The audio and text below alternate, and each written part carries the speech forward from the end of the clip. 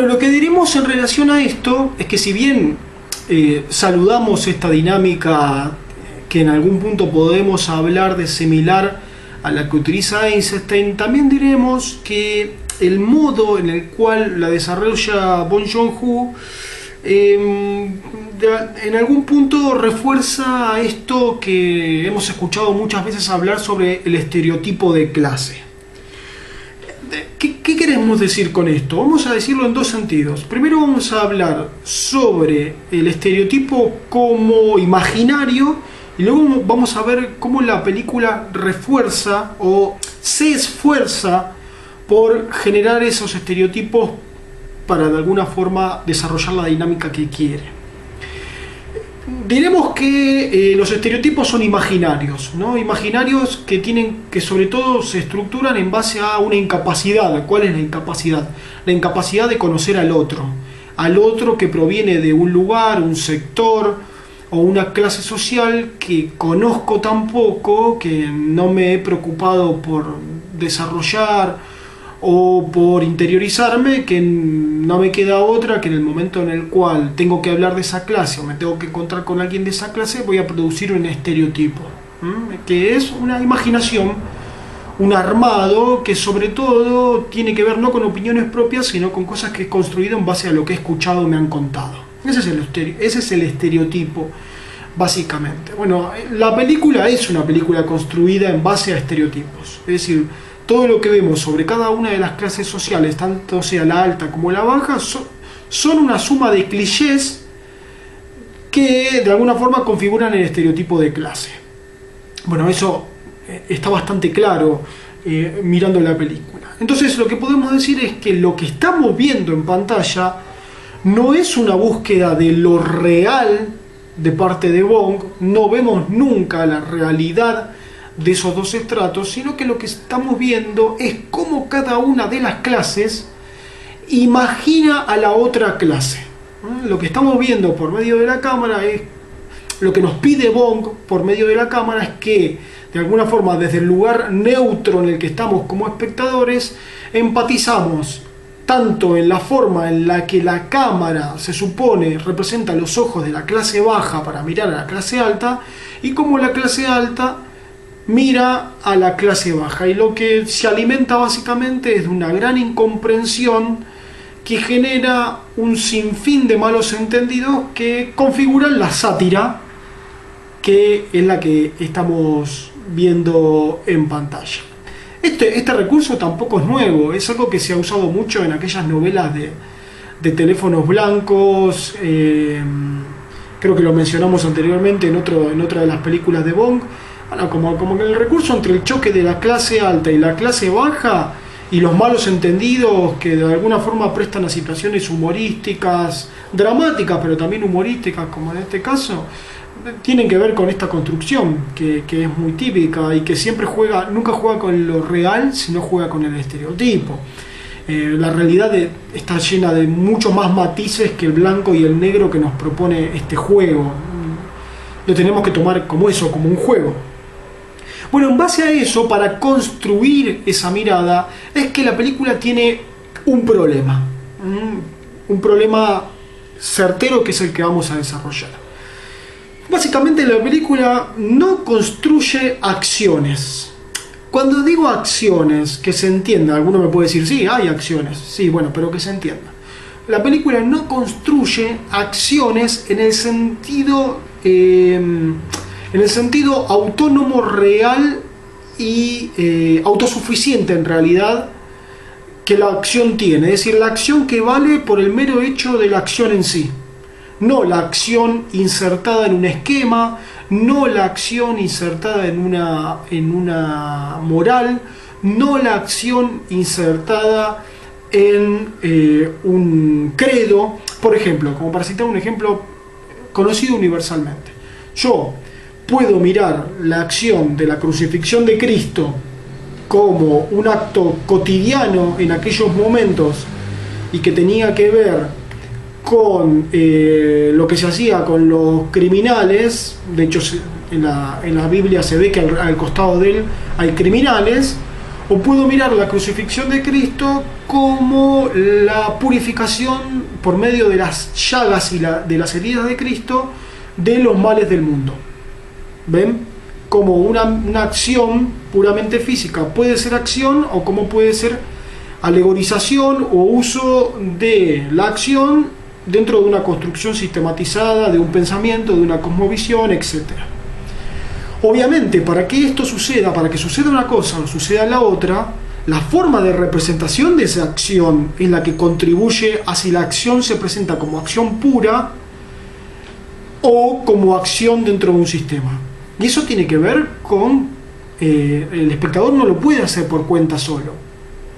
Lo hace en relación a cómo el artista bueno, como aquel que se encarga de construir el relato plasma esa acción. Si la acción está plasmada en la pantalla, diremos, de la película, en función de un sistema dialéctico lógico, hablábamos recién del montaje, nosotros no vamos a ver la acción como un hecho suelto, como un hecho que tiene que ver con el principio y el final de la acción misma y que no tiene ningún tipo de inserción sistematizada, sino que la vamos a ver justamente como una fórmula más de un encadenamiento lógico. Incluso podríamos decir de una especie de concepción arquitectónica que busca llegar al armado de una casa, que busca llegar al armado de una conclusión. Bueno, a Bong le pasa esto. Bong nos plantea las acciones dentro de un sistema. ¿Qué sistema? Bueno, justamente el sistema de construcción de los estereotipos de clase. ¿Y cómo nos damos cuenta de eso? Porque alguno puede decir, no, pero yo no lo veo así. Bueno, ¿cómo nos damos cuenta? Bueno, justamente porque hay una especie de ritmo coreográfico en las acciones. Las acciones de las películas, tanto sean acciones que tienen que ver con el modo de representar la clase baja como el modo de representar las costumbres de la clase alta, están insertadas no en una dependencia, es decir, no vemos las acciones con un principio y un final dentro de cada una de ellas, sino que están encadenadas en un ritmo que lo que se propone es funcionar más como descriptivo que como puramente accional. Es decir, para que se entienda, vemos una sucesión de acciones que no terminan de identificarse como acciones individuales porque no quieren serlo, sino que justamente las vemos forzadamente por medio del montaje, porque sabemos que en el mundo, en la vida cotidiana, eso no sucede. Entre una acción y la otra, es decir, entre una acción y la otra, las acciones no se encadenan entre sí.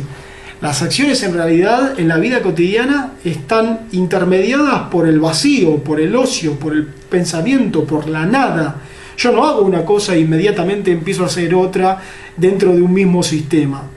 Eso pasa en el trabajo, cuando uno está insertado en un sistema de producción, pero en la vida cotidiana, en la vida de las personas, uno no hace una acción y encadena el final de una acción con el principio de otra. Después de una acción, uno tiene un momento de nada misma. De hecho, lo necesitamos esa nada.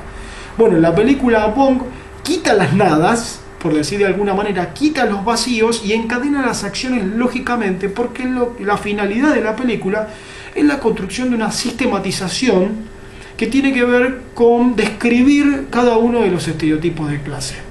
Desde ese punto de vista diremos que en la película en realidad no hay acciones, en el sentido de acciones humanas, en la cual la acción funciona en una especie de océano de nada, ¿no? Es decir, termina una acción, viene la nada, después vendrá otra acción. No vemos una película con un ritmo vivido, cotidiano, como podríamos ver una película como Boyhood, por citar un ejemplo, la película de Richard Linklater sobre este niño que va creciendo. Esa película sí vemos acciones que no tienen una utilidad sistematizada, sino que son acciones que inician, terminan, algunas no terminan. En el medio vemos una conversación totalmente sin ningún sentido sistemático, que no tiene una búsqueda de meterse dentro de un mensaje trasladado por la película. No, vemos acciones como suceden en la vida, donde no hay una sistematización de lo que hacemos. Bueno, en la película de Bong sí las acciones están insertadas en esa sistematización, que lo que persigue en realidad es una descripción. Entonces vemos acciones que en realidad no existen como acciones, sino que son parasitarias de una descripción de clase.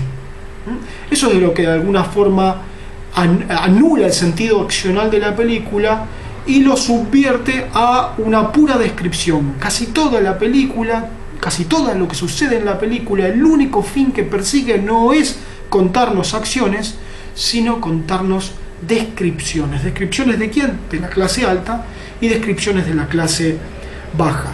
¿Qué es lo que rompe este carácter descriptivo de la película? Bueno, justamente la anomalía que hablábamos recién, que es la aparición de esta familia en un sustrato inferior a la clase baja.